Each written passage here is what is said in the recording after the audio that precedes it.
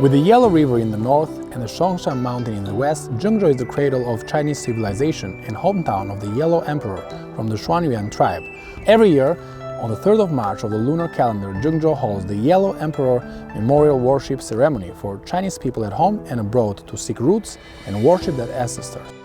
Hello everyone, this is Egis from Greece. Today we are at the Zhengzhou Museum. Let me take you to a time-traveling adventure going through the early stages of Chinese civilization. Let's go together. Welcome to Zhengzhou Museum. Thank you. Today I will walk you through the dawn of civilization from about 100,000 years to 4,000 years ago in Zhengzhou. That's great. I see a cave over here. I guess ancestors used to live in a cave just like this one during the Paleolithic time. Yes, that's right. About 100,000 years ago, human activities were found in Songshan Mountain and hills in the west of Zhengzhou. We can see that at that time, our ancestors, they lived in groups in such natural caves. They also knew how to make fire, so they can make themselves better survivors. What can you tell me about these stones over here? Our ancestors used these kind of cheap stone tools, and they lived on hunting, fishing. This looks a lot like the Paleolithic age back in Europe. Ancient ancestors who lived in the Zhengzhou area, they kept moving towards the civilization during the Neolithic age, from Peiligang culture to Yangshao culture and then to Longshan culture. I see you got a lot of stone tools over here. What are the characteristics that make the Peiligang culture different from the Paleolithic one? What are the uses of these stone tools?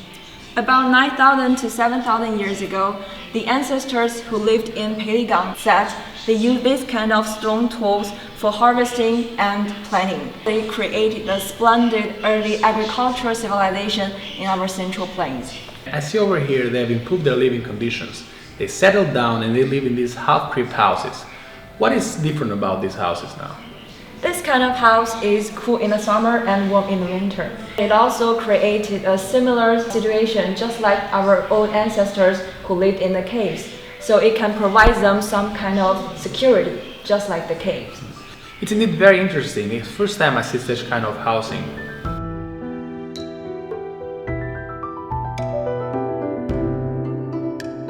I know that Yangshao culture is famous around the world and I'm really fascinated by it. I also know that Datsun site is the crown jewel of Yangshao culture. Indeed, over here we see some illustrations of their housing architecture, which was the basis of the architecture for the Central Plains. Their housing looks just as similar as the housings where we live today. Yes, indeed. Yangshao culture is famous for its painted pottery. They use these symbols from the nature around them. Yes, we can see some flowers and leaves on them. And this is indeed very interesting. I can see some patterns of the moon, the sun, and maybe a meteor. Ancestors used to depict these celestial bodies into their pottery. This is the earliest sign of astronomical samples here in China. In Zhengzhou, besides Dahecun set, the Shuanghuaishu set in Gongyi is a huge settlement in the Middle and Late Yangshao culture, around 5,300 years ago. Since they both belong to the Yangshao culture, then what were the differences between the Datsun site and Shuanghuaishu site?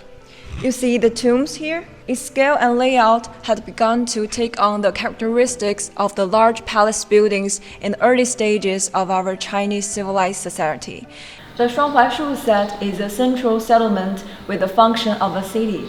It is located in the central of Hele, so scholars name it the ancient Hele nation. Many experts believe that the main root of our 5,000-year culture can be traced back here.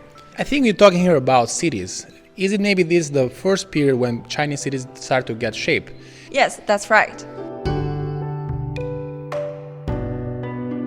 Now here comes the Longshan culture. It's about 5,000 years to 4,000 years ago. From what I see from these pictures, I can see more cities started to appear during this time. Yes, that's right. They became an important carrier for nurturing China's early national civilization. From the Paleolithic age to the Neolithic age, the ancestors of Zhengzhou people walked out of the caves and settled down in the plains. They started to form a new civilization out of uncultured society. Today I've taken you back 100,000 to to 4,000 years back in the history of Zhengzhou city. In the next episode, when foreigners meet Zhengzhou culture, we'll talk about the Xia and Shang dynasties and take you back 4,000 to 3,000 years ago.